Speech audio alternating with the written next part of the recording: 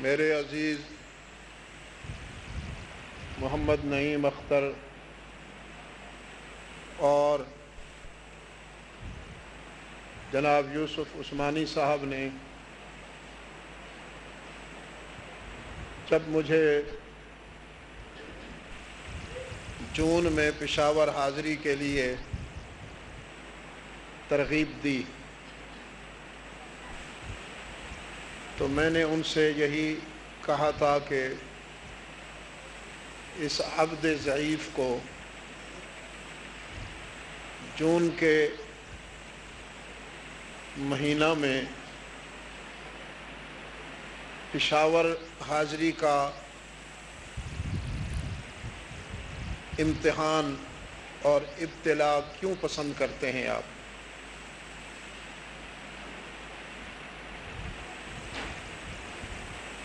بہرحال میری درخواست انہوں نے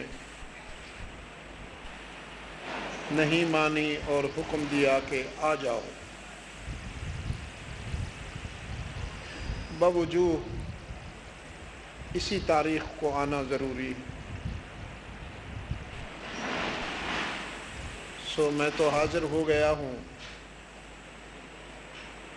انہوں نے فرمایا تھا ہم دعا کریں گے اللہ تعالی موسم کو متوازن فرما دے گا۔ جون سے توقع کی جائے کہ وہ مارچ بن جائے۔ دعا تو بہرحال عبادت ہے، جاری رہنی چاہیے، لیکن جون تو جون ہے، وہ اپنے رنگ دکھا رہا ہے۔ پھر یہ چھوٹی سی جگہ ہے اور میں یہ دیکھ کر دکھی ہوا کہ اتنے لوگ اندر نہیں جتنے باہر گلی میں کھڑے ہیں، ان کو بیٹھنے کو جگہ نہیں مل رہی۔ کچھ وہ دیکھیے گیلری میں، سیڑھیوں میں۔ اس ساری تکلیف پر اللہ آپ کو اجر عظیم عطا فرمائے، اس لیے کہ آپ صرف اللہ کی رضا کے لیے یہ تکلیف برداشت کر رہے ہیں۔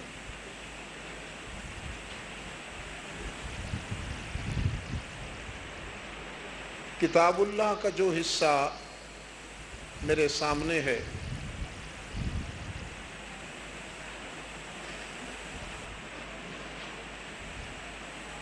بالفاظ دیگر قرآن سے وابستہ ہو کر تنکے شہتیر بن جاتے ہیں اور قرآن کو چھوڑ کر شہتیر تنکوں سے بھی حقیر بن جاتے ہیں۔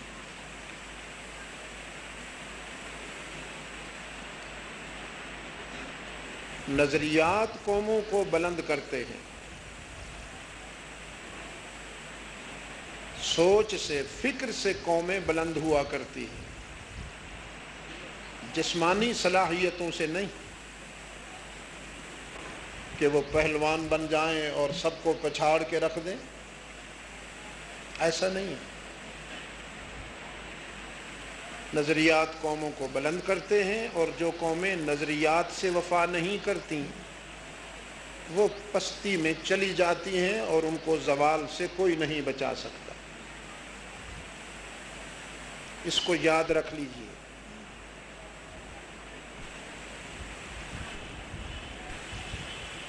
قرآن کریم کا جو حصہ میرے سامنے ہے یہ سیدنا خلیل اور ذبی علی نبینا وعلیہم التسلیم کی دعا کا جواب ہے اللہ کی طرف سے۔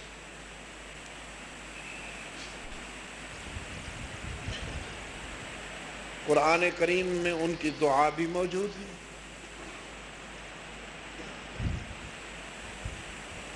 فرمایا وَإِذْ يَرْفَعُ إِبْرَاهِيمُ الْقَوَاعِدَ مِنَ الْبَيْتِ وَإِسْمَاعِيلُ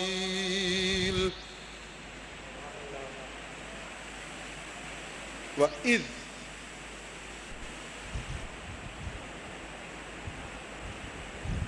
اذ اس جملے پہ یا اس عبارت پہ لگتا ہے جب ماضی کی کوئی بات یاد دلائی جا رہی ہے۔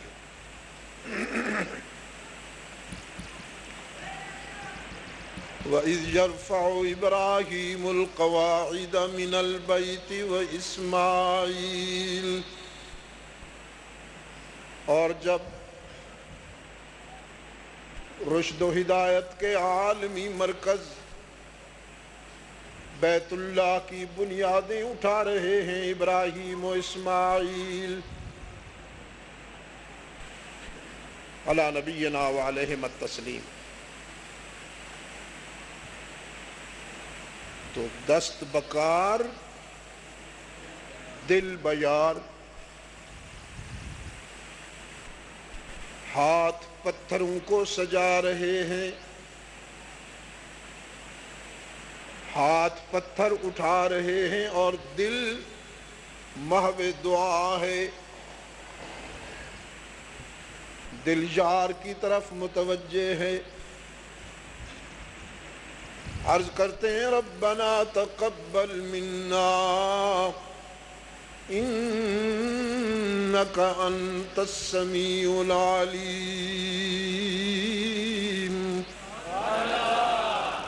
اے ہمارے رب ہماری اس جہد و کاوش کو قبول فرما لیجئے کہ تو سمیع و علیم ہے، تو ہی سمیع و علیم ہے۔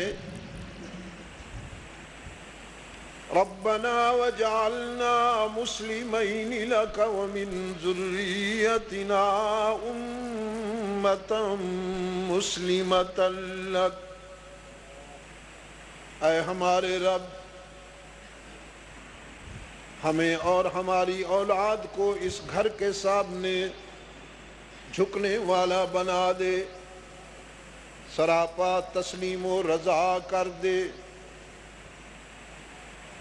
وَأَرِنَا مَنَاسِكَنَا، اس کے احترام کے اور آداب کے قرینے بھی تو سکھا دے۔ وَتُبْ عَلَيْنَا، ہمارے بچوں کی لغزشوں کو بھی معاف فرما دے۔ انک انت التواب الرحیم، بالیقین تواب اور رحیم تو تو ہی ہے۔ انک انت التواب الرحیم، تو وہ معاف کرنے والا ہے جس کی معافی میں تانا نہیں ہوتا، جس کی معافی میں طنز نہیں ہوتا۔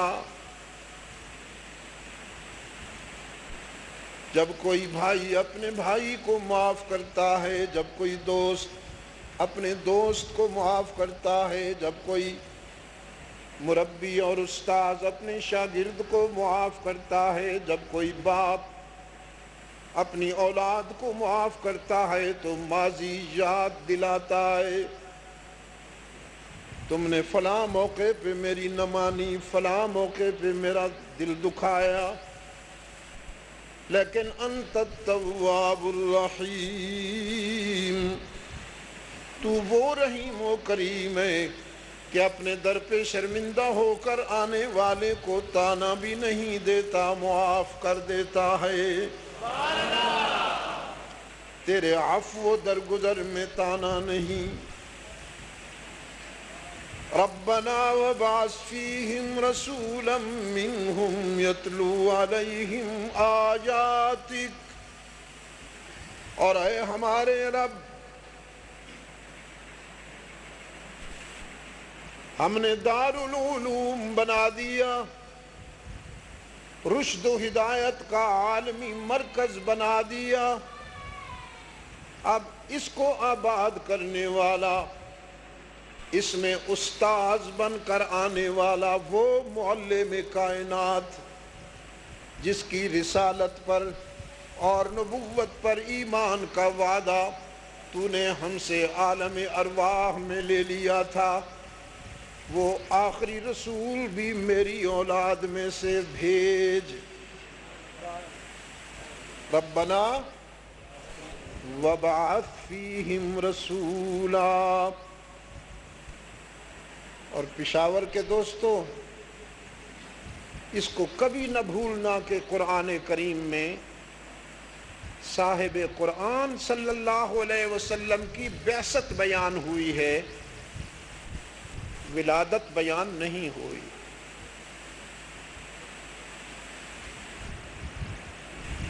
هو الذي بعث في الأميين رسولا لقد من الله على المؤمنين إذ بعث فيهم إذ ولد فيهم نہیں،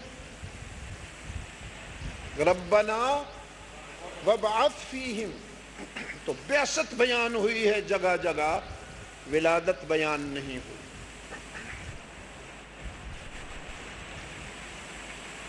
سیدنا عیسیٰ ابن مریم کی ولادت بیان ہوئی ہے تفصیل کے ساتھ،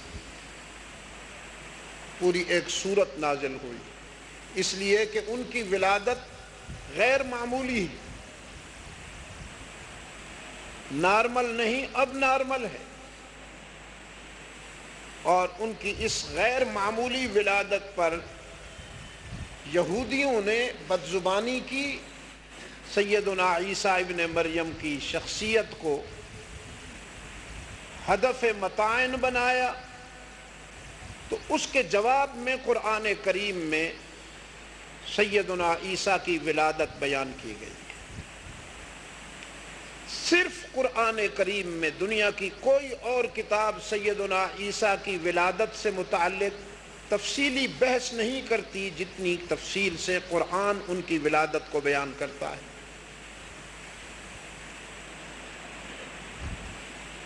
میں جب باہر کی دنیا میں جاتا ہوں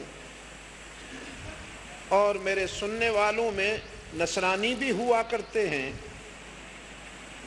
تو میں ان سے کہتا ہوں کہ تمہیں قرآن کا شکر گزار ہونا چاہیے کہ قرآن کریم تمہارا بھی محسن ہے۔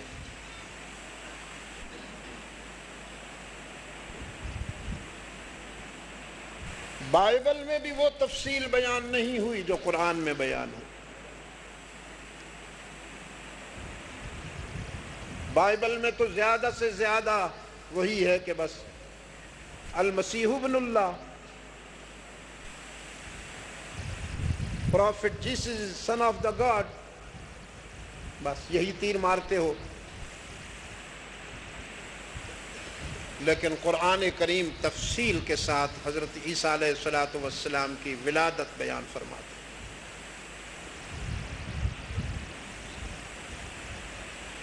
ایک صورت ہے پورے قرآن کریم میں جو کسی عورت کے نام سے معنون ہے۔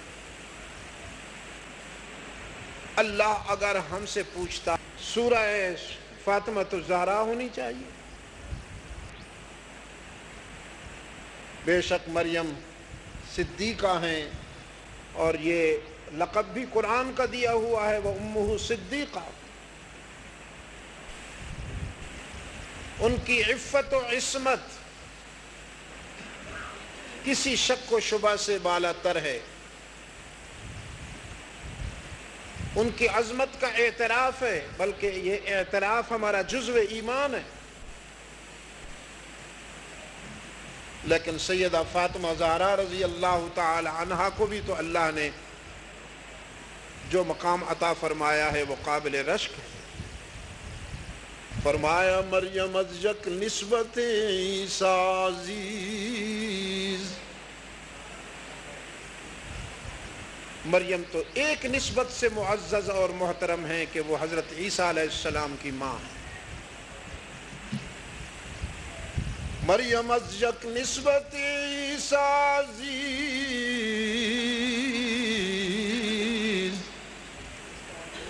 وس نسبت سیدہ زہرا عزیز، اور فاطمہ الزہرا کو تو 3 نسبتیں حاصل ہیں۔ سیدہ مریم کو ایک نسبت نے بلند کر دیا کہ وہ عیسیٰ کی ماں ہیں، اور سیدہ فاطمہ کا یہ مقام ہے کہ وہ حسنین کی ماں ہیں، حیدر کرار کی آبرو ہیں، اور محمد عربی کی چھوٹی لخت جگر ہیں۔ وہاں ایک نسبت کار فرما ہے، یہاں 3 نسبتیں کار فرما ہیں۔ لیکن وہ سورہ مریم ہے۔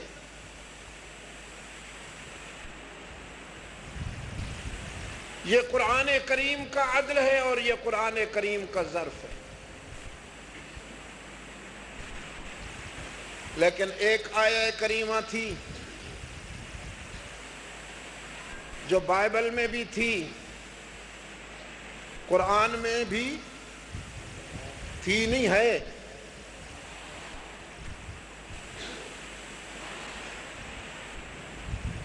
اذ قال عیسی ابن مریم یا بنی اسرائیل انی رسول اللہ الیکم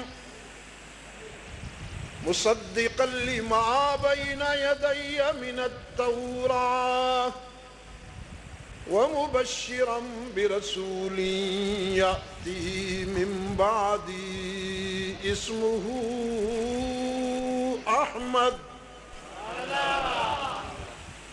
جب کہا عیسیٰ ابن مریم نے اپنی قوم سے، اے بنی اسرائیل، میں تمہاری طرف اللہ کا بھیجا ہوا رسول ہوں، اللہ کا بھیجا ہوا ہوں، تصدیق کرتا ہوں آسمانی صداقتوں کی، بالخصوص توریت کی سچائیوں کی جو میرے سامنے ہیں،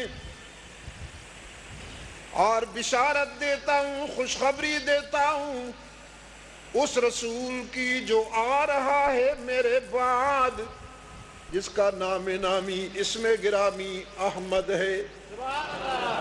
وَمُبَشِّرًا بِرَسُولٍ يَأْتِي مِن بَعْدِي اسْمُهُ احمد۔ ہاں پشاور کے دوستو، محمدی بھی مسلمان ہیں اور احمدی مسلمان ہیں، کیونکہ محمد و احمد یہ دونوں نام ہمارے آقا کے ہیں، رحمت عالم صلی اللہ علیہ وسلم کے۔ تو یہ دونوں نسبتیں مسلمانوں کی، محمدی احمدی دونوں مسلمان، قادیانی نہ محمدی ہیں نہ احمدی ہیں، وہ صرف قادیانی ہیں۔ دفتری بابو کو بھی سمجھا دو،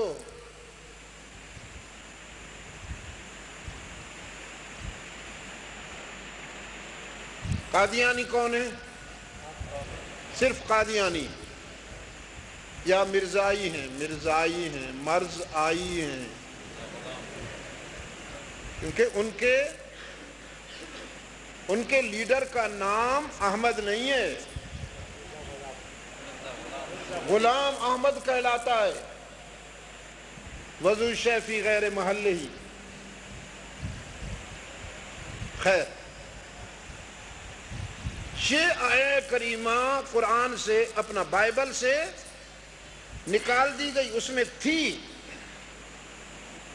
نکال دی گئی اس لیے کہ نکالی جا سکتی تھی، قرآن میں ہے اور قیامت تک رہے گی، اس لیے کہ قرآن کریم سے نہیں نکالی جا سکتی۔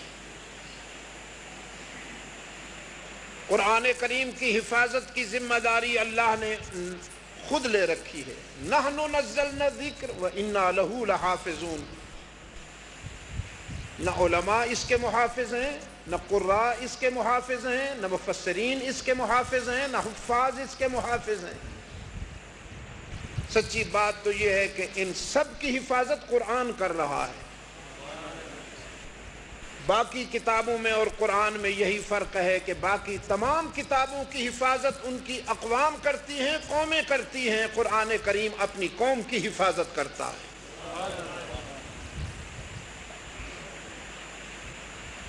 عباسی خلفاء میں ایک شخص گزرا ہے، مامون رشید، ہارون رشید، وہ غنیمت آدمی تھا، اس پر اللہ کا کرم۔ مامون میں کمزوریاں، خصوصاً خلق قرآن کے حوالے سے اس کا کردار بڑا دل آزار ہے۔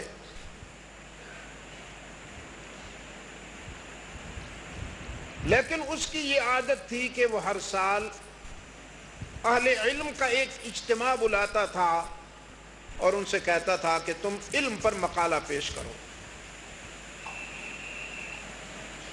اور اس میں مذاہب کا امتیاز نہیں، کوئی بھی کسی مذہب سے تعلق رکھتا ہے وہ آئے اور علم پر مقالہ پیش کرے، تو جو اچھا مقالہ پیش کرتا وہ اس کو انعام دیتا تھا۔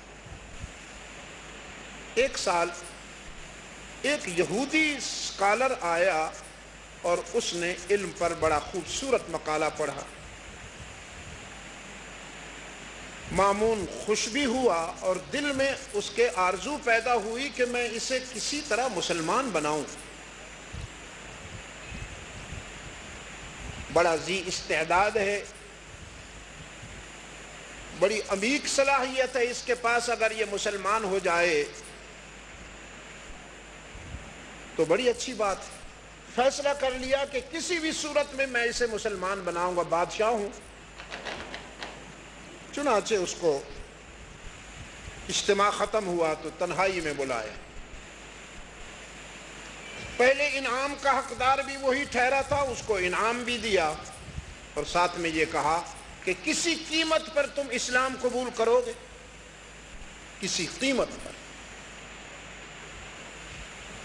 وہ یہودی اسکالر کہنے لگا تم کتنی قیمت دے سکتے ہو؟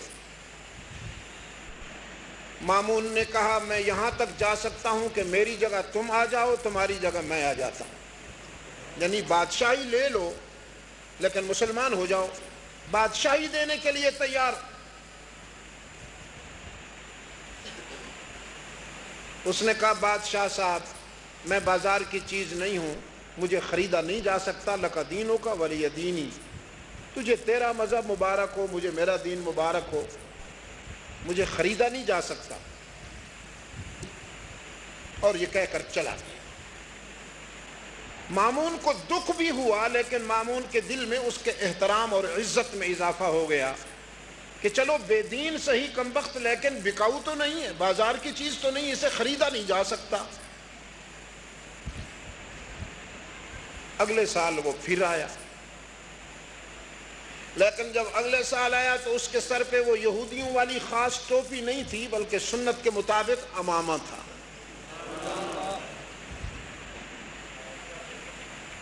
اور پشاور کے دوستو آپ جانتے ہیں کہ سنت کے مطابق عمامہ کون سا ہوتا ہے؟ آپ صلی اللہ علیہ وسلم کے سر اقدس میں، اس کو بند کر دیجئے، جن کو بند کر دیجئے، میں بھی بند کرتا ہوں۔ آپ صلی اللہ علیہ وسلم کے سر مبارک پر 2 رنگ کا عمامہ آیا ہے۔ 2 رنگ آپ صلی اللہ علیہ وسلم کی سنت ہیں عمامے میں، سفید اور کالا۔ آج کل کالے رنگ کی طرف زیادہ توجہ دی جا رہی ہے، زیادہ توجہ سفید کی طرف دیا کیجیے، میں اپنوں سے بھی کہہ رہا ہوں، کیونکہ معمول کی زندگی میں آپ صلی اللہ علیہ وسلم نے سفید عمامہ زیب سر فرمایا ہے۔ یاد رکھیے، سفید عمامہ زیب سر فرمایا ہے۔ تو سفید سنت ہے اور کالا بھی سنت ہے، باقی سب سیاست ہے، فرقہ واریت ہے۔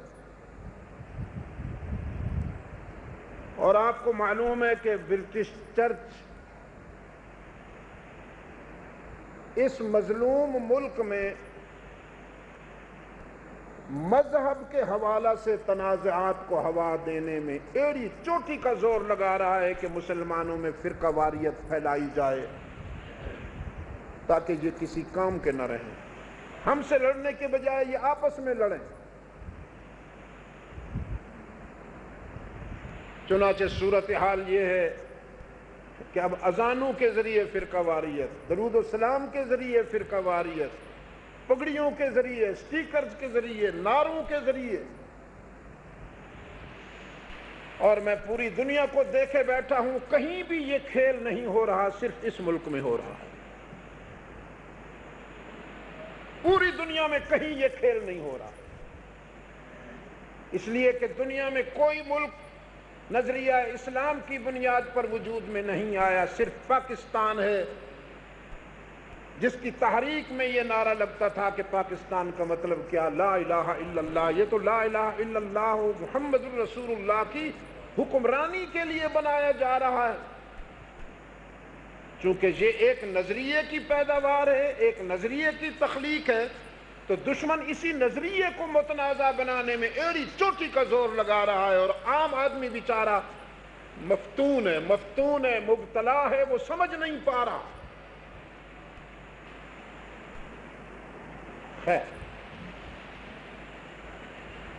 میرے پاس کشمیر میں 2 مولوی صاحبان آئے اور کہنے لگے شاہ صاحب ہم تو آپ کے نانے سے محبت کی وجہ سے یہ رنگ پگڑی میں استعمال کرتے ہیں، آپ بھی ہماری حوصلہ افزائی نہیں کرتے.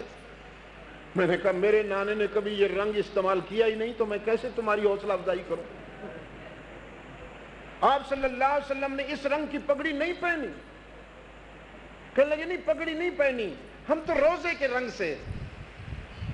اچھا، تو میں نے کہا پھر روزہ تو صحابہ نے بھی نہیں بنایا، اہل بیت نے بھی نہیں بنایا، یہ تو بعد میں بنایا گیا ہے ترک حکمرانوں کے زمانہ میں. اور پھر روزے کے اوپر اس رنگ کا کپڑا تو نہیں رکھا ہوا، وہ تو پینٹ ہے. اگر آپ روزے کو، اس کے رنگ کو فالو کرتے ہیں، روزے کے رنگ کی نقل کرتے ہیں، تو پھر آپ کو پہلے ٹنڈ کرانا چاہیے، پھر اس کے اوپر اس رنگ کا پینٹ کرانا چاہیے، پھر آپ تشریف لائیے. میں سوچوں گا کہ آپ کو عشق کی سند دی جائے کہ نہ دی جائے. یہ کھیل دل کے لینے کے جو کھیلتے ہیں آپ مجھ سے نہ کھیلیے، کسی ناداں سے کھیلیے. نعروں سے، سٹیکروں سے اور پگڑیوں سے عشق نہیں پورا ہوتا. عشق تو پھر عشق ہے، وہ کچھ اور تقاضے کرتا ہے، اور ان تقاضوں کی نسبت بدر و احد سے ہے، جرموک و تبوک سے ہے، مدائن اور قادسیہ ہے، شاملی اور بالا کوٹ سے ہے. الحمدللہ عشق کی ان نسبتوں سے اللہ نے ہمیں تعلق عطا فرمایا ہے جس پر ہم اس کے شکر گزار ہیں. اتباع سنت میں وحدت ہے، مرکزیت ہے. آپ سے میں پہلی مرتبہ مخاطب نہیں ہوں. پشاور پاکستان کے ان چند شہروں میں سے ہے جن میں میری سینکڑوں حاضریاں ہو چکی ہیں، سینکڑوں. غالباً میری پہلی حاضری پشاور میں 1965 میں ہوئی تھی. آج جو سفید بال لیے ہوئے ہیں اور بچوں والے ہیں، یہ اس وقت بچے تھے. ابھی ایک بزرگ میرے پاؤں دبانے آ گیا، سارے بال سفید ہیں. میں نے کہا نہیں بھائی، آپ مجھے معاف کریں، یہ نوجوان مجھے دبا رہے ہیں، ہو سکتا ہے میں دب جاؤں، کوشش تو کر رہے ہیں، آپ نہ دبائیں. وہ کہنے لگا شاہ صاحب میں بچپن سے میں آپ کو سنتا چلا آ رہا ہوں. اور انہوں نے کوئی حوالہ دیا کہ جب آپ وہاں آئے تھے تو اس وقت میں بچہ تھا. غالباً نمک منڈی کا حوالہ دیا انہوں نے کہ میں اس وقت بچہ تھا. جب ایسی باتیں سنتا ہوں اور ان حضرات کو دیکھتا ہوں تو مجھے احساس ہوتا ہے کہ میں تو بہت پرانی چیز ہوں. ضعیفی کا بھی احساس ہوتا ہے، بڑھاپے کا بھی احساس ہوتا ہے. اور سچی بات تو یہ ہے پشاور کے دوستو کہ میرا سارا قافلہ چلا گیا. بری طرح سے کبھی کبھی تنہائی محسوس ہوتی ہے. تو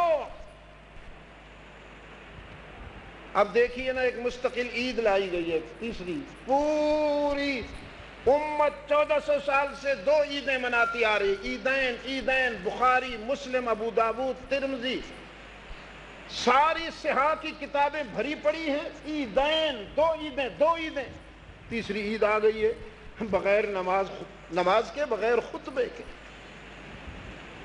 اور مجھے خطرہ ہے یہ مولوی جو ہے فرقہ باز، مجھے خطرہ ہے کہ یہ یہاں نماز بھی پیدا کر دے گا، آؤ جی شکرانے کے نوافل پڑھیں، مجھے خطرہ ہے آگے چل کے یہ سلسلہ بھی شروع ہو جائے گا۔ چلو پھر جب نماز پڑھ لی ہے تو شکرانے کے خطبہ بھی سن لو، دیکھیں یہ سلسلہ کہاں تک پہنچتا ہے۔ تو اگلے سال جب آیا تو اس کے سر پہ یہودیوں والی ٹوپی نہیں، سنت کے مطابق امامہ تھا، اور سنت کے مطابق جو امامہ ہے اس کے کیا رنگ ہیں؟ سبز اور سیاہ، یاد رکھیں گے نا آپ؟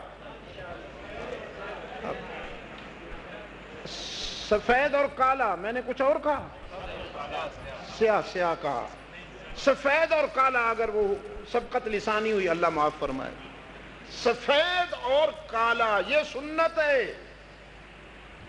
کوئی رنگ برنگی لباس سے اور پگڑیوں سے اور جبوں سے آپ کو لوٹ کر نہ لے جائے۔ تو لوگ بھی سمجھ گئے، مامون رشید بھی سمجھ گیا کہ تبدیلی آ چکی ہے۔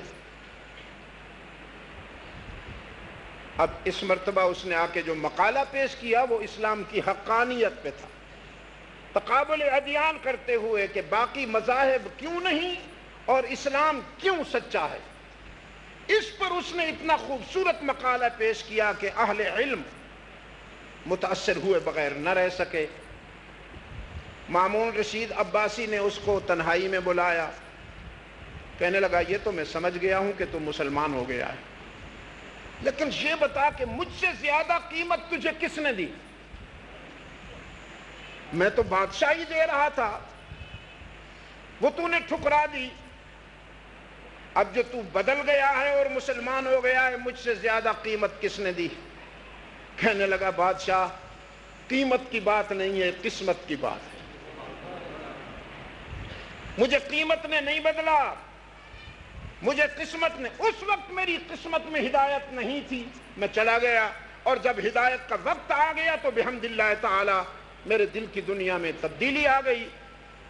صورتحال یہ بنی کہ آپ سے جب میں چلا گیا تو میں نے سوچا کوئی اتنا بڑا متمول اور تونگر تو نہیں ہوں، فقیر سا آدمی ہوں، درویش سا آدمی ہوں، دال روٹی کیسی چلائی جائے؟ تو میں نے سوچا آسمانی کتابیں لکھتا ہوں، جس طرح میں خوش کلام ہوں اسی طرح میں خوش نویس بھی ہوں، میرے قلم کو بھی اللہ نے بڑی نفاست دی ہے، تو میں نے سوچا آسمانی کتابیں لکھتا ہوں، پھر ان کو بیچوں گا، دال روٹی چلے گی۔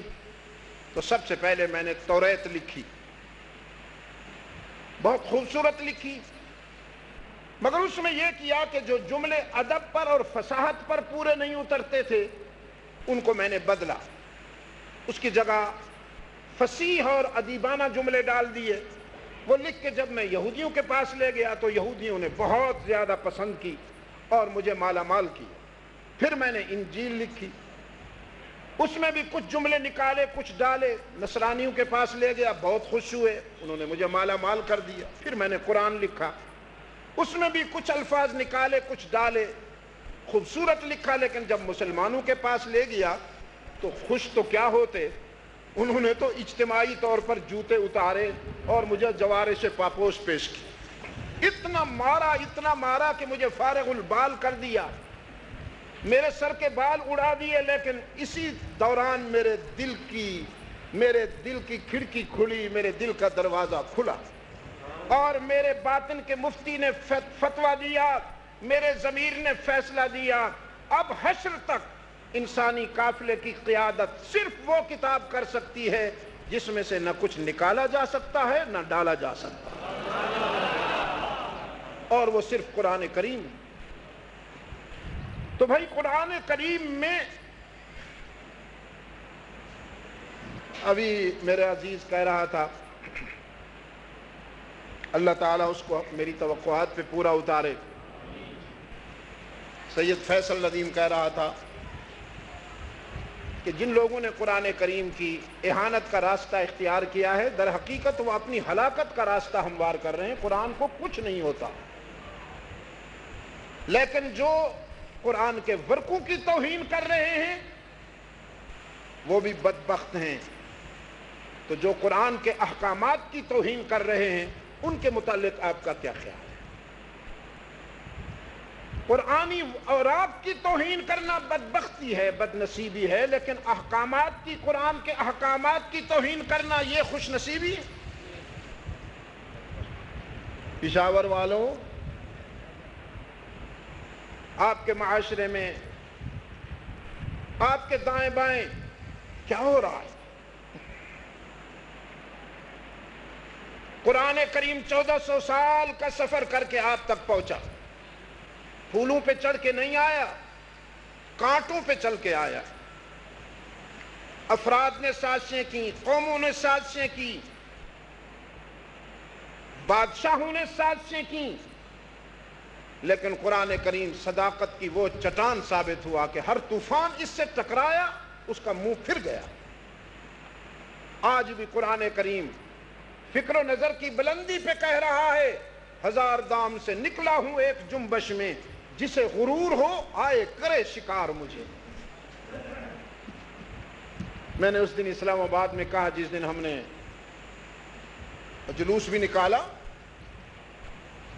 کہ یہ تو درندے ہیں جنہوں نے ایسا کیا ہے، ان کا کوئی مذہب نہیں۔ جس طرح دہشت گرد کا کوئی مذہب نہیں، قرآن کی توہین کرنے والے کا بھی کوئی مذہب نہیں۔ وہ بھی درندے ہیں، یہ بھی درندے ہیں۔ وہ بھی ننگے انسانیت ہیں، یہ بھی ننگے انسانیت ہیں۔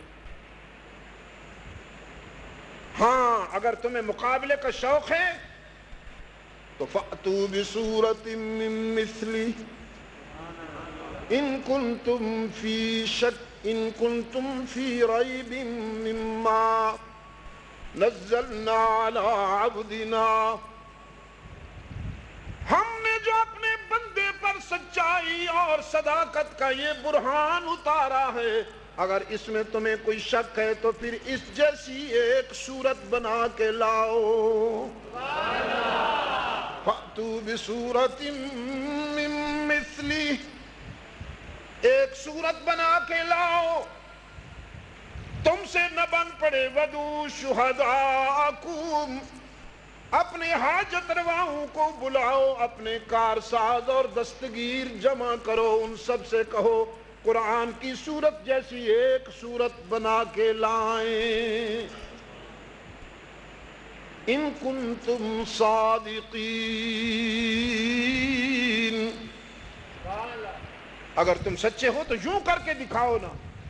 فَإِن لَّمْ تَفْعَلُوا وَلَن تَفْعَلُوا، اگر تم ایسا نہیں کر سکتے اور یقیناً نہیں کر سکتے،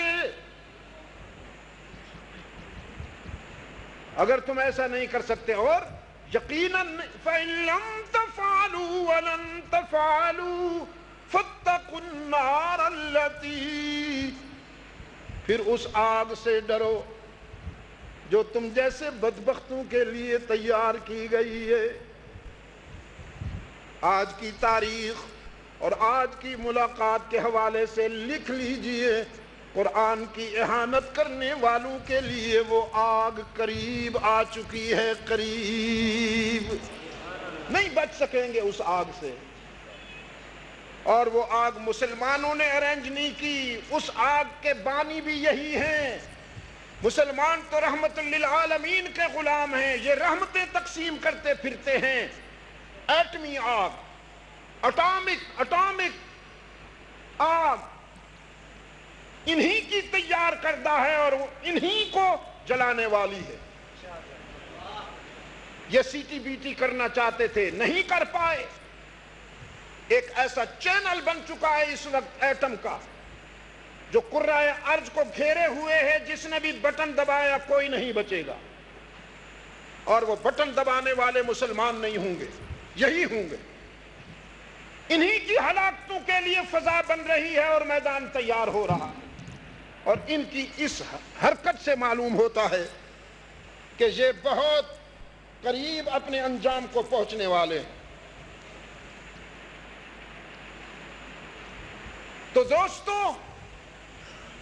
خلیل کی یہ دعا ہے جس کا جواب آیا رب العالمین کی طرف سے، وَالَّذِي بَعَثَ فِي الْأُمِّيِّينَ رَسُولًا مِّنْهُمْ، وہ محسن اعظم جس نے امیین میں اپنا رسول بھیجا، انہی میں سے۔ امیین، امیین کا کیا ترجمہ کرتے ہو؟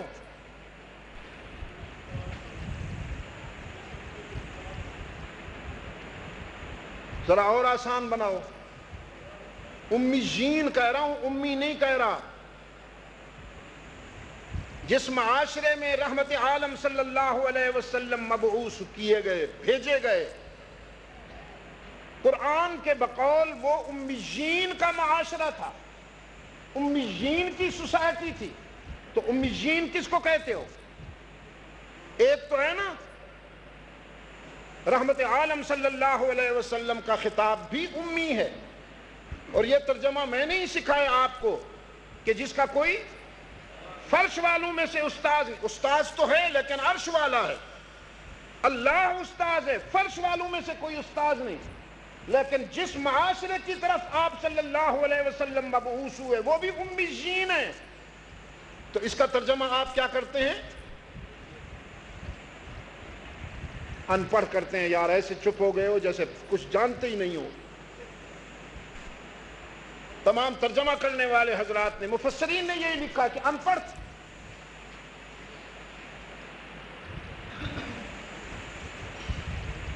اب یہ ان پڑھ کا مفہوم کیا ہے؟ تعمیرات کا فن جانتے تھے، ذمہ داری سے کہہ رہا ہوں۔ اسلام سے پہلے جو معاشرہ تھا، جو سماج تھا، جو سوسائٹی تھی، تعمیرات کا فن جانتے تھے۔ مکان بنانا اس وقت کے مطابق مکان بنانا جانتے تھے۔ پرانی جو عمارتیں ہیں، آج کا انجینئر ان کو دیکھ کے چکرا جاتا ہے، یہ اینٹیں کیسی بنائی گئی ہیں، ان کو کیسے لگایا گیا ہے۔ کہ آپ کا قلعہ بنا ہوا ہے نا، یہ قلعہ بالسال، اچھا بالا حصار، تجوید میں کچھ کمی رہ جائے تو معاف کر دینا۔ قلعہ بالا حصار،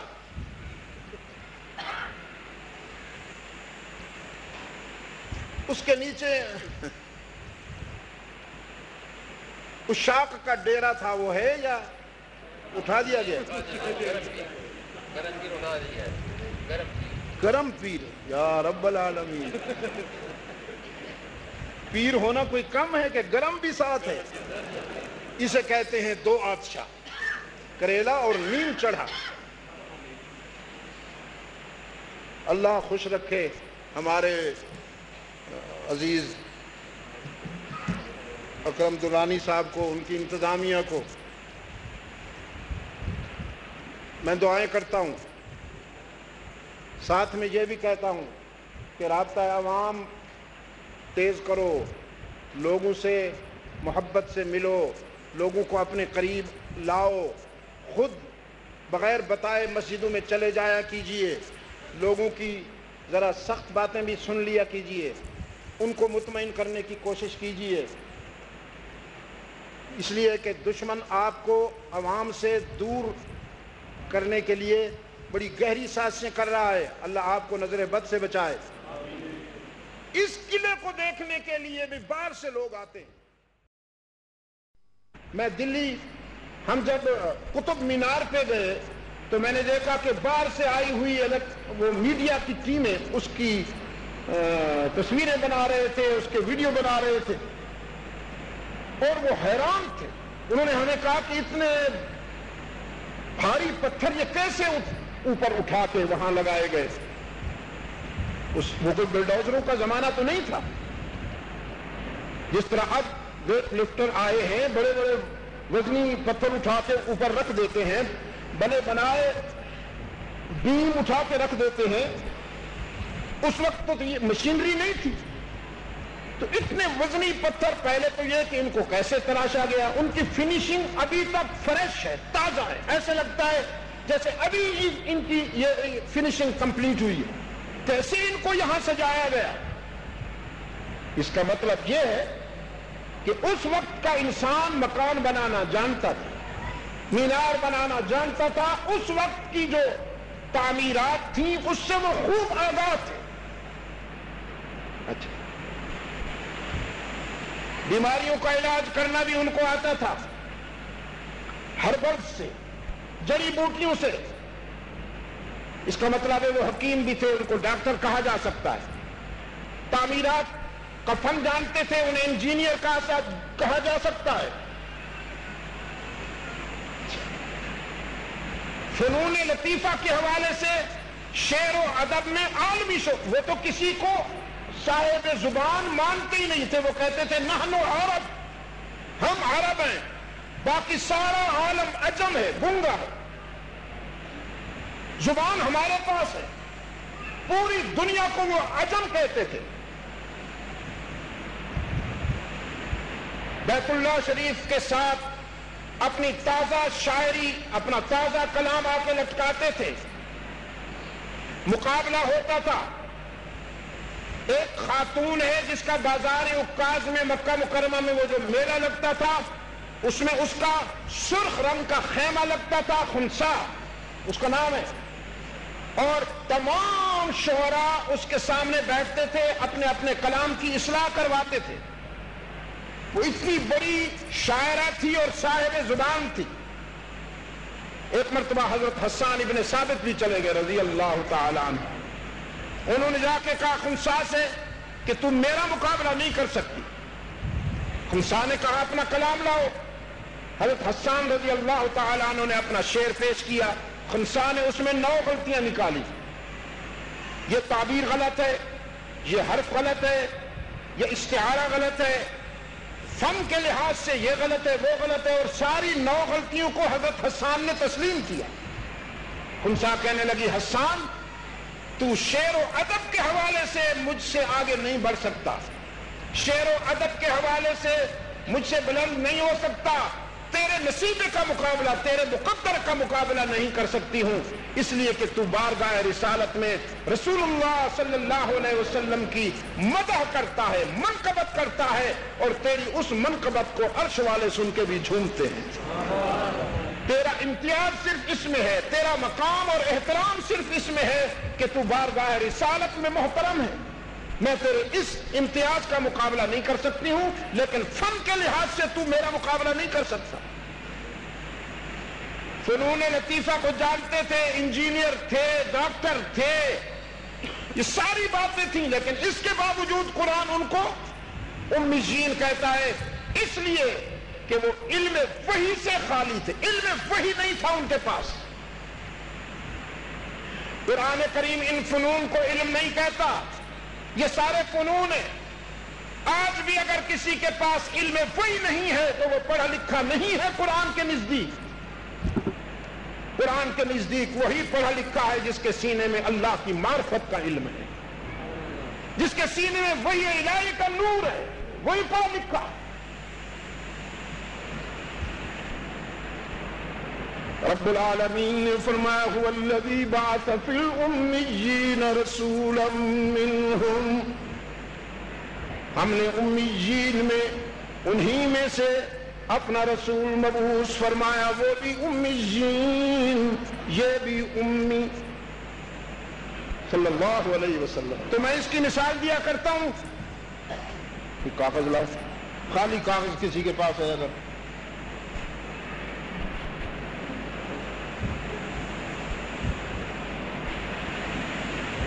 خالی ایک طرف لکھا ہو کوئی بات نہیں، ایک طرف خالی ہو، بس صرف ایک طرف خالی. جزاک اللہ خیر، دے دو میرا مان. خالی کاغذ کو کیا کہتے ہو؟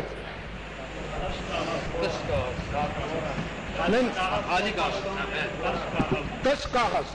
واہ، 10 کاغذ. یہ دیکھیے رب العالمین نے فرمایا هو الذی بعث فی الأمیین رسولا منہم، وہ مرسل اعظم جس نے امیین میں اپنا آخری رسول بھیجا انہی میں سے، وہ بھی امیین اور ان کا استاد بھی امی۔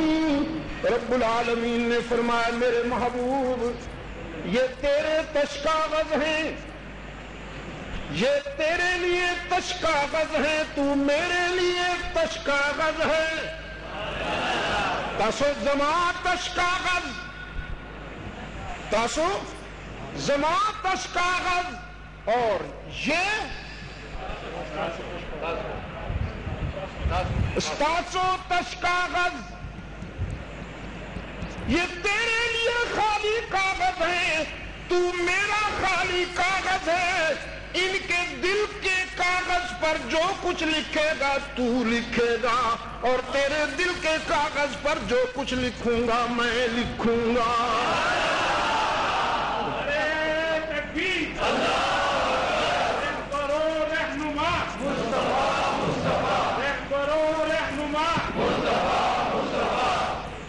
بسم اللہ الرحمن الرحیم، اللہم صلی علی محمد وعلی آل محمد کما صلیت علی ابراہیم وعلی آل ابراہیم انکا حمید مجید، اللہم بارک علی محمد وعلی آل محمد کما بارکت علی ابراہیم وعلی آل ابراہیم انکا حمید مجید۔ امیین کا مطلب یہ نہیں تھا کہ وہ مطلق جاہل ہیں، کچھ جانتے ہی نہیں، باقی دنیا کو تو خوب جانتے تھے۔ رب نے فرمایا مجھے نہیں جانتے تھے، ان کو تو نے میری معرفت عطا فرمائی ہے، یہ تجھ سے سیکھتے ہیں، یہ تیرے طالب علم ہے، تیرے طالبان ہیں، تو میرا طالب علم۔ ان کے دل پر جو لکھے گا تو، اور تیرے دل پہ جو لکھوں گا میں، ایسا امی کہ جس نے دنیا کی ہر دانش کو روشنی عطا فرما دی۔ اسد فیوض در مصطفیٰ کے کیا کہنے کہ جس کو جو بھی سعادت ملی یہیں سے ملی۔ ایسا امی کہ ہر دانش کو چمکاتا ہوا آیا، وہ ایک امی کہ ہر دانش کو چمکاتا ہوا آیا، وہ ایک امی کہ ہر دانش کو چمکاتا ہوا آیا، وہ ایک دامان رحمت پھول برساتا ہوا آیا۔ صلی اللہ علیہ وسلم، صلی اللہ علیہ وسلم، وہ ایک دامان رحمت پھول برساتا ہوا آیا، وہ ایک امی کہ ہر دانش کو چمکاتا ہوا آیا، وہ ایک نغمہ کہ انسانوں کو چوکاتا ہوا آیا، وہ ایک نغمہ کہ انسانوں کو چوکاتا ہوا آیا، وہ ایک جذبہ کہ ارمانوں کو بھڑکاتا ہوا آیا۔ صلی اللہ علیہ وسلم، صلی اللہ علیہ وسلم۔ ادھر سے میدے کے قیدی جذبہ کے ارمانوں کو بھڑکاتا ہوا آیا، وہ ایک نرمی، وہ ایک فبما رحمت من اللہ لنت لهم، فبما رحمت من اللہ لنت لهم یہی تو تیرے رب کا کرم ہے تجھ پر کہ اس نے تجھے شہد سے بھی زیادہ میٹھا بنایا. وہ ایک نرمی، یہ نرمی بھی دیکھیے، وہ ایک نرمی کہ سنگ و خشت کے سینے میں جا اتری،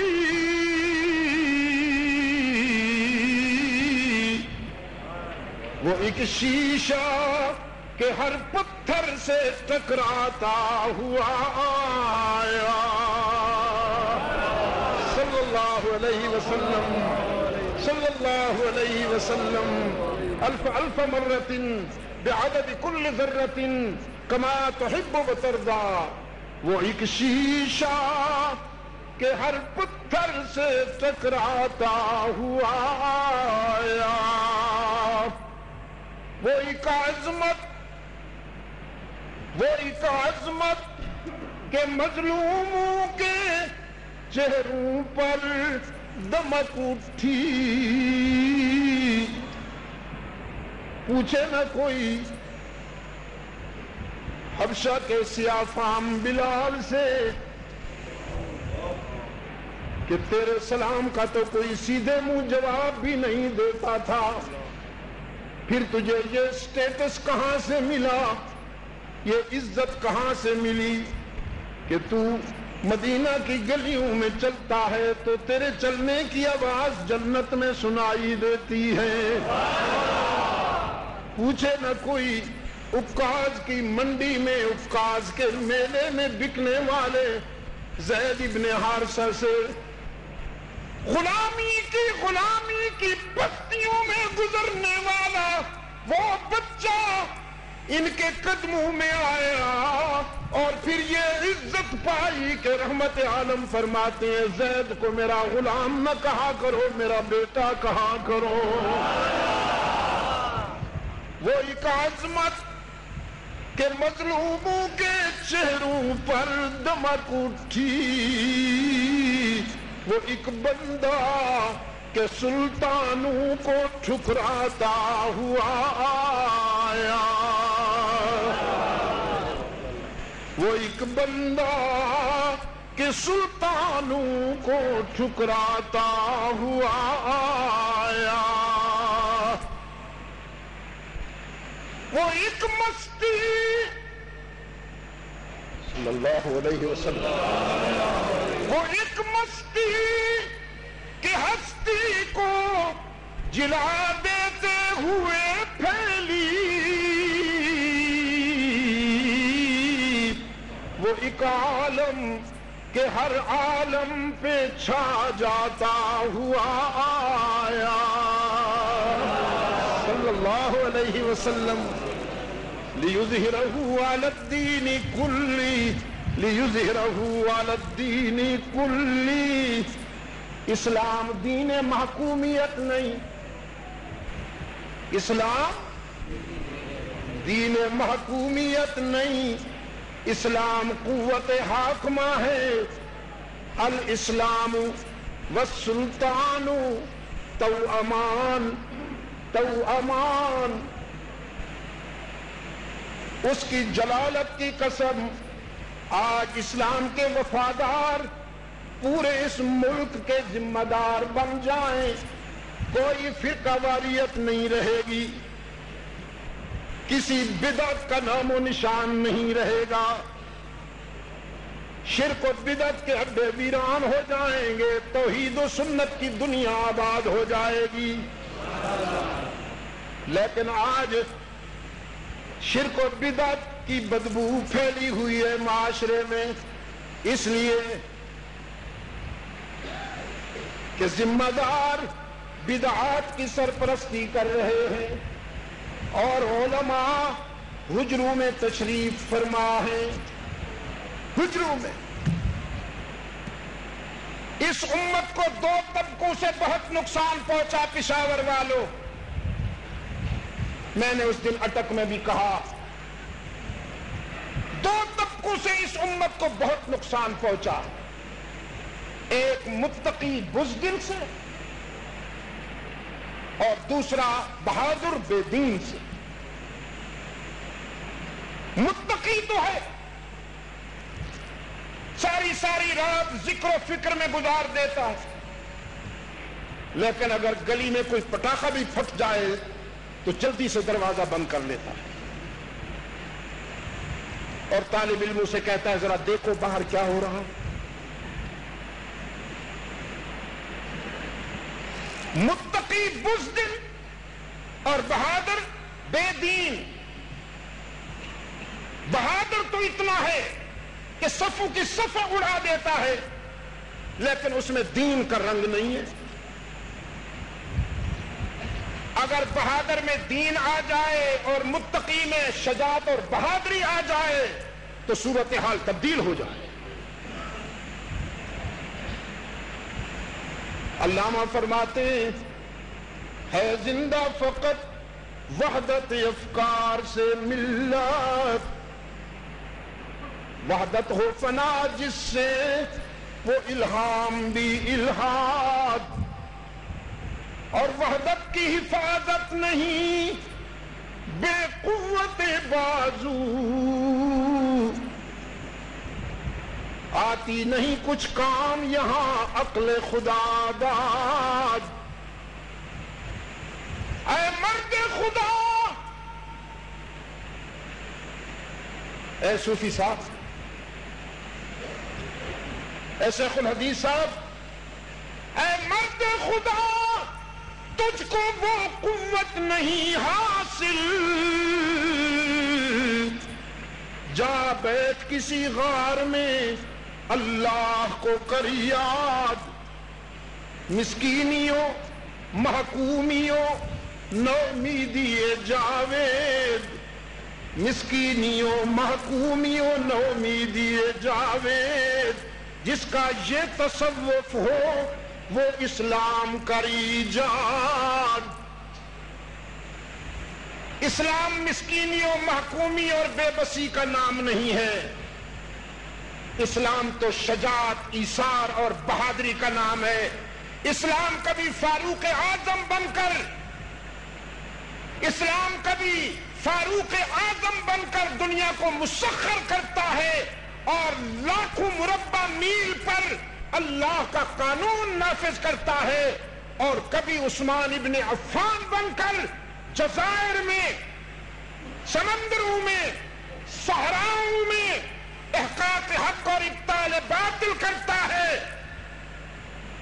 اور پھر کبھی حسین بن کر جان دیتا ہے۔ تیسرا کوئی راستہ نہیں اسلام کے لیے کہ یہ دب کر رہے اور بے بسی کے عالم میں آنسو بہاتا رہے۔ یہ اسلام کے بیٹوں کی پہچان نہیں ہے، یہ کسی اور کی پہچان ہے۔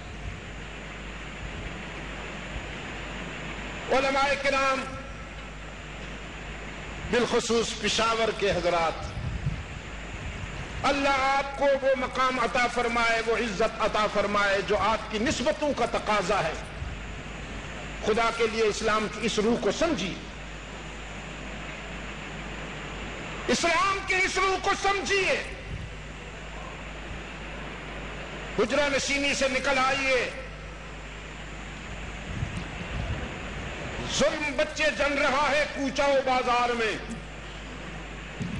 ظلم بچے جن رہا ہے کوچاؤ بازار میں، عدل کو بھی صاحب اولاد ہونا چاہیے۔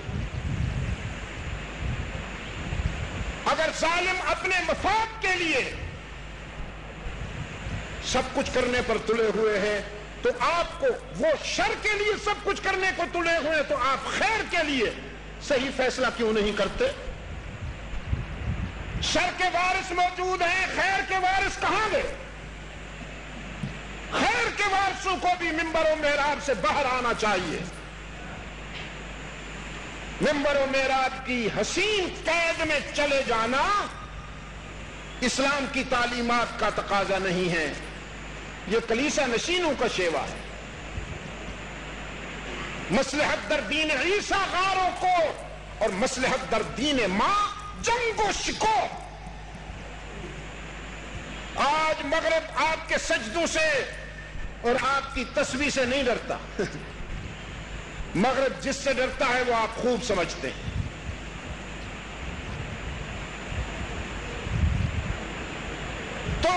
میں یاد کر رہا تھا کہ لِيُظْهِرَهُ عَلَى الدِّينِ كُلِّهِ، وہ ایک عالم کے ہر عالم پہ چھا جاتا ہوا آیا صلی اللہ علیہ وسلم، مشیت حسن کی تکمیل فرماتے ہوئے ابھری،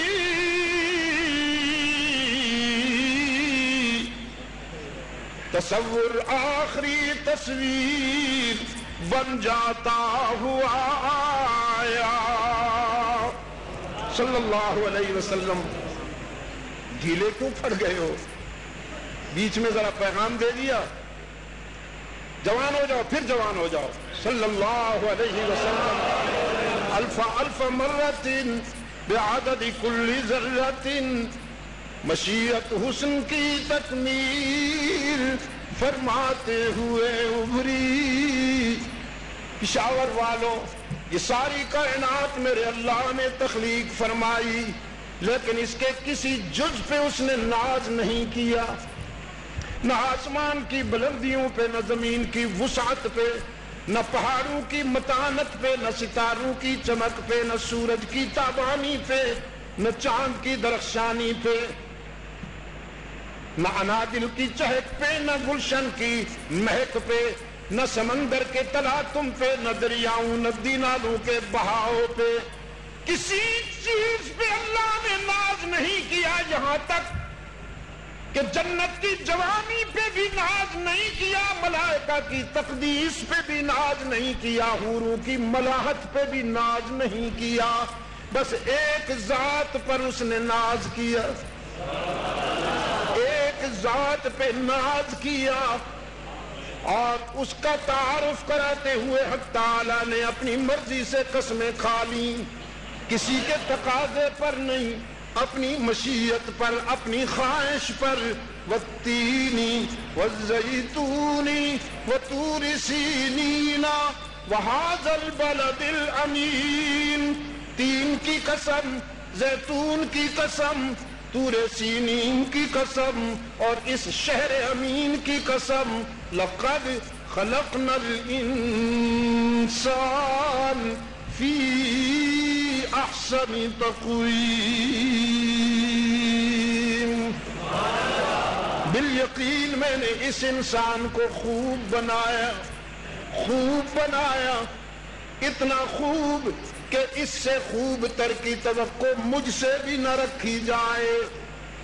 رخ مصطفیٰ ہے وہ آئینہ کہ اب ایسا دوسرا آئینہ نہ ہماری بزم خیال میں، نہ دکان آئینہ ساز میں۔ خوب بنایا صدرہ من الرحمہ، خوب بنایا رأسہ من البرکہ، خوب بنایا رجلیہ من الاستقامہ، خوب بنایا یدیہ من السخاوہ، خوب بنایا قلبہ من الایمان، خوب بنایا شفتیہ من الحمد، خوب بنایا لسانہ من الذکر، خوب بنایا وعینیہ من الحیاء، وعینیہ من الحیاء، خوب بنایا ووجہہ من الرضا۔ اپنی ساری کائنات کو بائی آڈر بنایا، حکم دیا ہو جا، ہو گئی، اپنے محبوب کو محبت سے بنایا۔ حسان کہتا ہے، حسان ابن ثابت کہتا ہے رضی اللہ تعالی عنہ، کأنک قد خلقت کما تشاء، اللہ نے ساری کائنات کو اپنی مرضی سے بنایا، اور تیری تخلیق پر اس نے پوچھا میرے محبوب بتا تجھے کیسے بناؤں۔ کأنک قد خلقت کما تشاء، ایسا حسین، ایسا مزکا مصفا مجلا، ایسا بیدار، اس پہ پتھر کیوں برسائے گئے، اس کی راہوں میں کانٹے کیوں بچھائے گئے؟ پشاور والوں، اس سے سوشل بائیکاٹ کیوں ہوا؟ اس کے ساتھی کیوں ذبح ہوئے؟ اسے وطن کیوں چھوڑنا پڑا؟ ہاں یہ باتیں ہوئیں، لیکن 12 ربیع الاول کو اڈیالہ میں، راولپنڈی اڈیالہ روڈ پر اس دن ایک شاعر آیا اور اس نے ایک شعر پڑھا، مجھے چوٹ لگی اور میں نے کہا غلط۔ اس نے کہا سلام اس پر کہ جس نے گالیاں سن کر دعائیں دی۔ میں نے کہا غلط، میرے آقا سے اختلاف ہوا۔ آپ صلی اللہ علیہ وسلم کو ساحر بھی کہا گیا، مجنون بھی کہا گیا، سابی بھی کہا گیا، لیکن ساحر، مجنون، سابی گالیاں نہیں ہیں، گالی کسی اور چیز کو کہتے ہیں۔ میں یہاں دہرا نہیں سکتا ہوں، گالی نہیں دی گئی۔ میرے آقا اتنے بے داغ ہیں، اتنے پاکیزہ ہیں، روشنی کا ایسا مینار ہے کہ ابو جہل کو بھی گالی دینے کی ہمت نہ ہوئی۔ مجھے افسوس ہے کہ وہ شاعر زندہ نہیں، ورنہ میں اس کو رابطہ کر کے کہتا ترمیم کرو اپنے جملے میں، سلام اس پر کہ جس نے سختیاں سہ کر دعائیں دی، سلام اس پر کہ جس نے تلخیاں سہ کر دعائیں دی، سختیاں سہ کر دعائیں دی۔ گالی نہیں دی گئی میرے آقا کو، ذمہ داری سے کہہ رہا ہوں، سوچ کر کہہ رہا ہوں۔ پشاور والوں، کانٹے کیوں بچھے؟ رب العالمین نے فرمایا نعلم قد نعلم انه ليحزنك الذي يقولون فانهم لا يكذبونك ولكن الظالمين بآيات الله يجحدون۔ ہم جانتے ہیں میرے محبوب، ہم جانتے ہیں کہ دشمنان اسلام کی باتوں سے تیری طبیعت پہ گرانی ہوتی ہے، تیرا دل دکھتا ہے، اور ہم یہ بھی جانتے ہیں کہ فَإِنَّهُمْ لَا يُكَذِّبُونَكَ، وہ تیری تکذیب نہیں کرتے، تیری ذات پر انگلی نہیں اٹھاتے۔ تو جب ان سے پوچھتا ہے کہ جب تو ان سے پوچھتا ہے کہ لبثت فیکم عمرا، میں نے تم میں 40 سال گزارے ہیں، هل وجدتمونی صادقا او کاذبا، تو ان کا جواب ہوتا ہے جربناک مرارا ما رأینا فیک الا صدقا۔ عبداللہ کے یتیم، ہم نے زندگی کے ہر موڑ پر تجھے آزمایا، ہم نے تیری ذات میں صداقت، دیانت، امانت اور شرافت کے سوا کچھ نہیں پایا۔ فَإِنَّهُمْ لَا يُكَذِّبُونَكَ وَلَكِنَّ الظَّالِمِينَ بِآيَاتِ اللَّهِ يَجْحَدُونَ۔ تیری ذات سے اختلاف نہیں، میری بات سے اختلاف ہے۔ تیری ذات کو خوب برداشت کرتی ہے، لیکن میری بات کو برداشت نہیں کرتے۔ اذا ذکرت ربک فی القرآن وحدہ، سورہ بنی اسرائیل، اذا ذکرت ربک فی القرآن وحدہ، جب تو ان کے سامنے میری توحید بیان کرتا ہے، ولوا علی ادبارہم نفورا، تو پھر یہ پاؤں سر پہ رکھ کے بھاگتے ہیں۔ یہ حلوائی ہیں، تیرے نام کو تو چومتے ہیں لیکن تیری بات کو نہیں مانتے۔ یہ پرانی پہچان ہے حلوائیوں کی، حلوائیوں کی پرانی پہچان ہے، قربانت شوم، قربانت شوم۔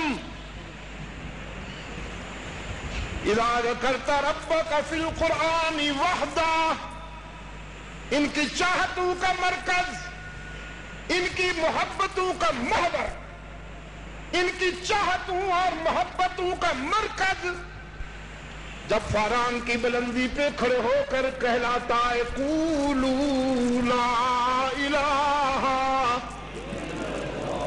قولوا لا الہ، میں بھی کہتا ہوں تم بھی کہو۔ مکہ والو تم مجھ پر اعتماد کرتے ہو نا، میری دیانت و صداقت کی قسمیں کھاتے ہو نا، مجھے صادق و امین پکارتے ہو نا، تو پھر میں بھی کہتا ہوں تم بھی کہو لا الہ لا الہ الا اللہ لا الہ الا اللہ۔ ذکر بالقرآن من يخاف وعید، فذکر فإن الذکرى تنفع المؤمنین۔ یہ دنیا میں کھو گئے ہیں، انہیں میری طرف متوجہ کیجئے، ان کے دل کی دنیا میں میری یاد کا دیپ جلائیے میرے محبوب۔ فإن الذکرى تنفع المؤمنین۔ لا الہ الا اللہ، لا الہ الا اللہ۔ گیلری والے بھی بولے، سیڑھیوں میں کھڑے ہوئے بھی بولے، اور گلی والے بھی میرے دل کی دنیا میں آ جائیں۔ لا الہ الا اللہ، لا الہ الا اللہ، لا الہ الا اللہ، لا الہ الا اللہ، الا اللہ، الا اللہ، الا اللہ، الا اللہ۔ یہ کلمہ فصل گلو لالا کا نہیں پابند، بہار ہو کے خزاں لا الہ الا اللہ، لا الہ الا اللہ، لا الہ الا اللہ، لا الہ الا اللہ۔ پشاور والو، آج عبد المجید تم سے کہلوا رہا ہے، تم میرے ہم نوا بنے ہوئے ہو، اس پر قربان جاؤں جو فاران کی بلندی پہ تنہا کھڑا تھا، سامنے والے بولتے نہیں تھے، سامنے والے مانتے نہیں تھے، سامنے والے کہتے نہیں تھے، وہ اکیلا کھڑا تھا اس اکیلے کو راضی کرنے کے لیے، وہ اکیلا کھڑا تھا اس اکیلے کو راضی کرنے کے لیے، اور اس کی آواز میں ساری کائنات آواز ملا رہی تھی، پوری کائنات ہم نوا تھی۔ لا الہ الا اللہ، لا الہ الا اللہ، لا الہ الا اللہ، لا الہ الا اللہ۔ ہاں، یہ مال و دولت دنیا، یہ رشتہ و پیوند، یہ مال و دولت دنیا، یہ رشتہ و پیوند، بتان وہم و گمان، لا الہ الا اللہ، لا الہ الا اللہ، لا الہ الا اللہ، لا الہ الا اللہ۔ مال کے لیے اللہ کو ناراض کرتے ہو، اولاد کے لیے اس کو ناراض کرتے ہو، وہ کہتا ہے لا تلہکم اموالکم ولا اولادکم عن ذکر اللہ۔ خبردار خبردار، مال اور اولاد تمہیں مجھ سے دور نہ لے جائے، مال بھی فانی، پلازو بناتے ہو وہی گرتا ہے اسی میں دب کے مر جاتے ہو، نیب والے آ جاتے ہیں وہ تمہیں پوچھتے ہیں کیسے بنایا، اولاد کے لیے اللہ کو ناراض کرتے ہو، تم بوڑھے ہو جاتے ہو، اولاد جوان ہو جاتی ہے، تمہارے مرنے کی دعا کرتی ہے، بابا کدو مرسی چھوڑتا ہی نہیں چار پائی نو کم بخت۔ یہ مال و دولت دنیا، یہ رشتہ ہو پیون، بتان وہم و گما۔ اقبال کہتا ہے یہ تو تیرے خیالی بت ہیں جو تو نے سجا رکھے ہیں، چھوڑ انہیں منہ موڑ ان سے ادھر آ، لا الہ الا اللہ، لا الہ الا اللہ، لا الہ الا اللہ، لا الہ الا اللہ۔ اگرچہ بت ہیں جماعت کی آستینوں میں، مفادات کے بت، مفادات کے بت، علاقائیت کے بت، لسانیت کے بت، اگرچہ بت ہیں جماعت کی آستینوں میں، مجھے ہے حکم ادا، لا الہ الا اللہ، لا الہ الا اللہ، لا الہ الا اللہ، لا الہ الا اللہ، الا اللہ، الا اللہ، الا اللہ، الا اللہ۔ سارے قرآن کا خلاصہ یہی، سارے قرآن کا خلاصہ یہی، لا الہ الا اللہ، لا الہ الا اللہ، لا الہ الا اللہ، لا الہ الا اللہ، محمد الرسول اللہ، محمد الرسول اللہ، محمد الرسول اللہ۔ اسی نے بکھرے ہوئے شیرازہ کو دوبارہ منظم کیا، اسی نے انسانیت میں وحدت و مرکزیت پیدا کی۔ تم قوموں کی بات کرتے ہو، قرآن آدمیت کی مرکزیت کا داعی ہے۔ تم اقوام کے اتحاد کی بات کرتے ہو، قرآن انسانیت کی مرکزیت کا داعی ہے۔ کس بنیاد پر؟ کوئی نہیں معبود، انسانی جبین کی عاجزیوں کے لیے مسجود کون ہے؟ ہی پہ زور دینا یہ سیاسی بات نہیں ہے، یہ میرے دین کی بنیاد ہے، یہ عقیدے کی روح ہے، یہ لا الہ الا اللہ کا مفہوم ہے۔ انسانی جبین کی عاجزیوں کے لیے مسجود کون ہے؟ ہر جگہ موجود کون ہے؟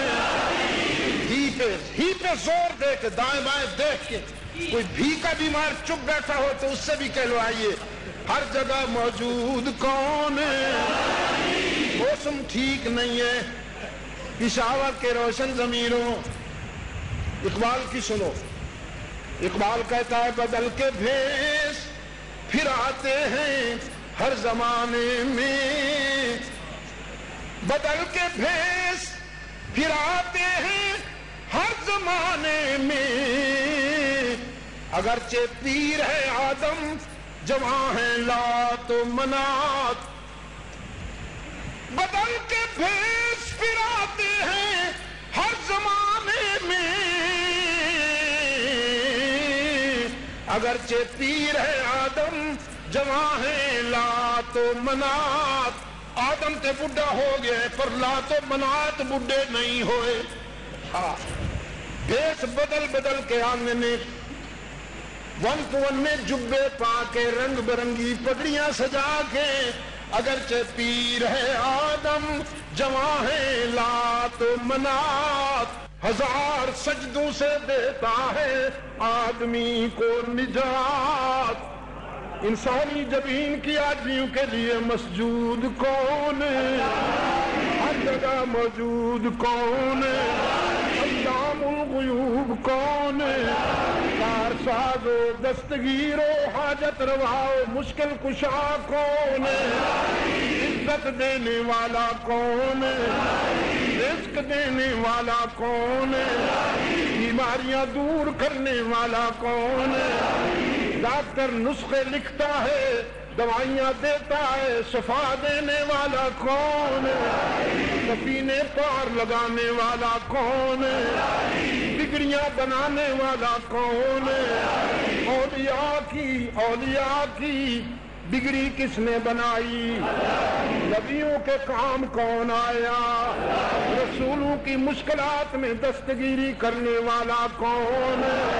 اذا ذکرت ربک فی القرآن وحدہ، میرے محبوب ویسے تو تیرا نام چومتے ہیں، ویسے تو تیری ولادت پر جشن مناتے ہیں، حلوے کی دیگیں پکاتے ہیں، مکہ کے در و دیوار کو چراغاں کرتے ہیں، لیکن انہیں توحید ہضم نہیں ہوتی۔ تیری ذات سے اختلاف نہیں ہے، تیری بات ان کو ہضم نہیں ہوتی میرے محبوب۔ وَلَقَدْ نَعْلَمُ أَنَّكَ يَضِيقُ صَدْرُكَ بِمَا يَقُولُونَ، ہم خوب جانتے ہیں میرے محبوب کہ ان کی باتوں سے تیرا دل دکھتا ہے، تیرا دل دکھتا ہے۔ فَسَبِّحْ بِحَمْدِ رَبِّكَ، تو پھر ایسے ماحول میں ہم سے رابطہ کیجئے، ہماری تسبیح سے اپنے دل کے دکھنے کا علاج کیجئے۔ سبحان اللہ، سبحان اللہ، ہماری تسبیح سے اپنے دل کے دکھنے کا علاج کیجئے۔ فَسَبِّحْ بِحَمْدِ رَبِّكَ وَكُن مِّنَ السَّاجِدِينَ، سر بسجود ہو کر ہم سے باتیں کیجئے میرے معبود۔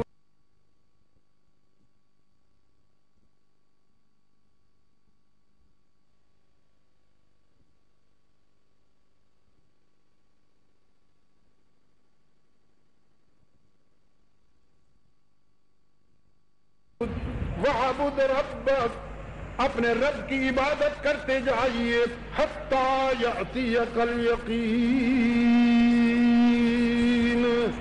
یہاں تک کہ یقین کا دن آ جائے۔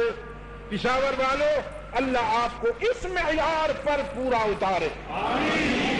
ہمارے مولانا محمد شاہ صاحب، انہوں نے پورے قرآن کی تفسیر بیان کر دی۔ کب شروع کیا تھا مولانا؟ 4 سال پہلے۔ 4 سال میں ماشاءاللہ انہوں نے 4 سال میں آپ کو قرآن کریم کی تفسیر سنا دی، اور میں نے 4 لمحوں میں آپ کو بتا دیا پورے قرآن کی تفسیر۔ لا الہ الا اللہ، لا الہ الا اللہ، لا الہ الا اللہ، لا الہ الا اللہ، محمد الرسول اللہ، محمد الرسول اللہ، محمد الرسول اللہ۔ ان الحکم الا للہ، ان الحکم الا للہ۔ طرز جمہوری نہ ذوق کج کلاہی چاہیے، جس کے بندے ہیں اسی کی بادشاہی چاہیے۔ سروری زیبا فقط اس ذات بے ہمتا کو ہے، حکمراں ہے ایک وہی، باقی بتان آذری۔ بسم اللہ الرحمن الرحیم، اللہم صلی علی محمد النبی الامی وعلی آلہ وبارک وسلم۔ دعا کرتا ہوں اللہ مولانا کو جزائے خیر عطا فرمائے۔ ہاں مولانا محمد شاہ صاحب 4 سال میں ایک تفسیر تو آپ نے اللہ نے توفیق دے دی اور آپ نے بیان کر دی، اب ارادہ کیجئے اور شروع کیجئے پھر قرآن کریم۔ بسم اللہ الرحمن الرحیم، میں شروع کرتا ہوں۔ بسم اللہ الرحمن الرحیم، الحمدللہ رب العالمین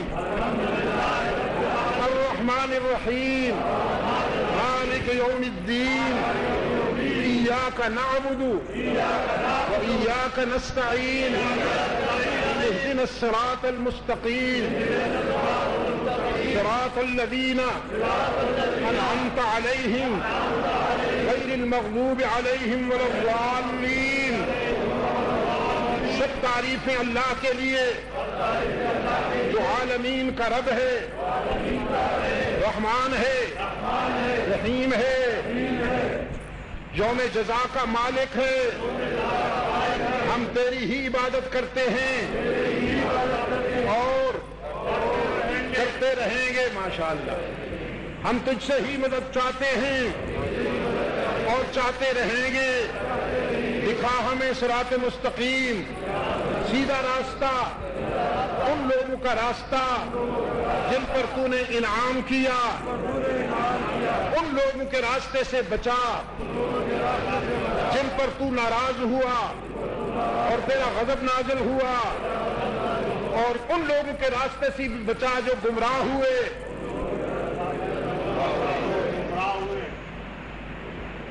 ان لوگوں کا راستہ عطا فرما جن پہ تو راضی ہوا، جن پر تو نے انعامات کیے، اور ان لوگوں کے راستے سے بچا جن پر تو ناراض ہوا اور تیرا غضب نازل ہوا، وہ جو گمراہ لوگ ہیں ان سے ہمیں محفوظ فرما، اور جن پر تو نے انعام کیا ان کے راستے پر ہم سب کو چلا دے۔ آمین ثم آمین ثم آمین۔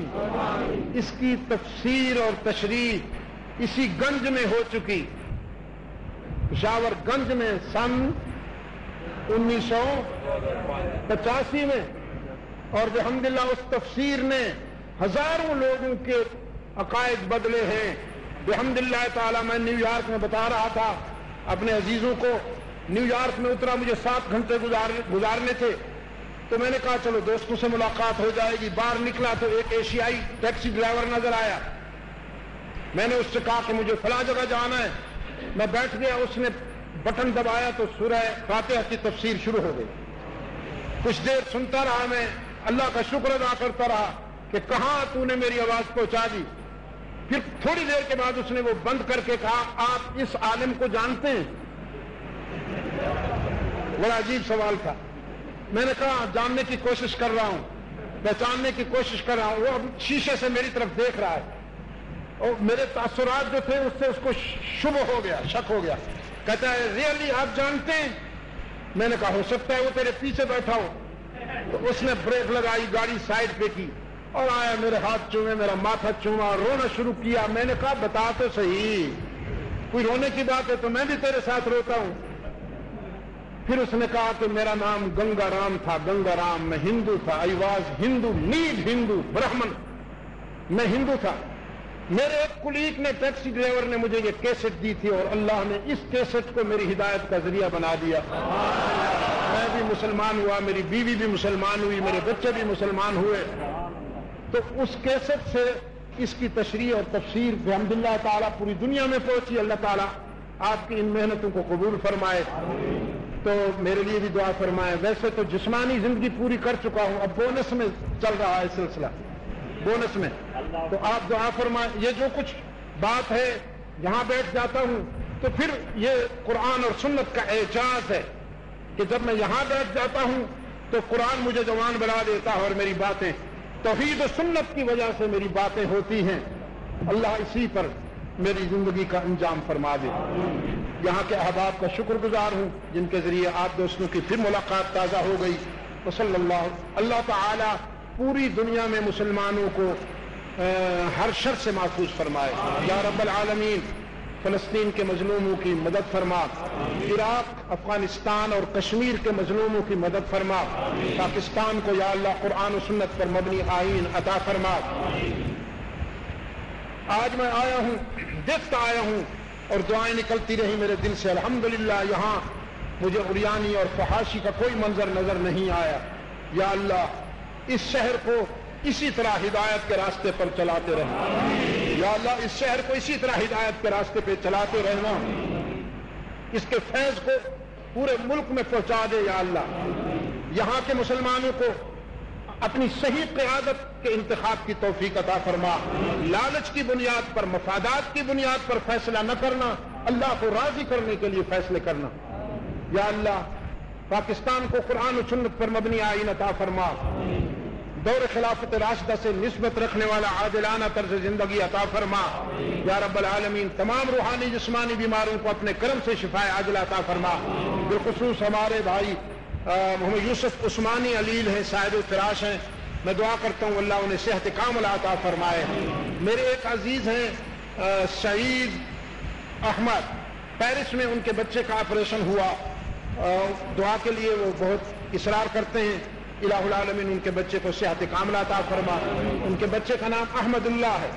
میں جب انڈیا کے سفر پہ جاتا رہا ہوں تو وہ ڈابیل میں پڑھتے تھے، قاری سعید صاحب میرے پاؤں دباتے تھے، رات کو تھکے ہوئے ہم آتے تھے، چونکہ پورے گجرات میں اللہ تعالیٰ نے کرم فرمایا اور تقریباً ہر گاؤں میں جانا ہوا، پالنپور میں، احمد پور میں، برودا میں، سورت میں، اسی طرح بھروچ میں، علی پور میں، تمام گجرات کے جتنے بھی ڈسٹرکٹ ہیں، ایک ایک دن میں 5-5 6-6 پروگرام ہوا کرتے تھے، اور وہ مجھے پھر رات کو دباتے تھے، میرے سر پہ تیل لگاتے تھے۔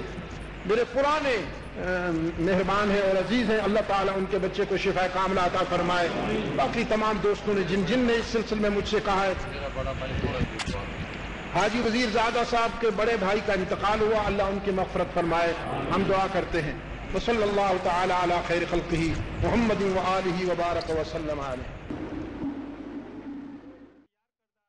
تیار کردہ علمی کیسٹ گھر، کیسٹ اور سی ڈی ملنے کا پتہ نوٹ فرما لے۔ علمی کیسٹ گھر، دکان نمبر 5، فاطمہ پلازا، بالمقابل مدنی مسجد، feudal be area, Karachi. Phone number 6370 813۔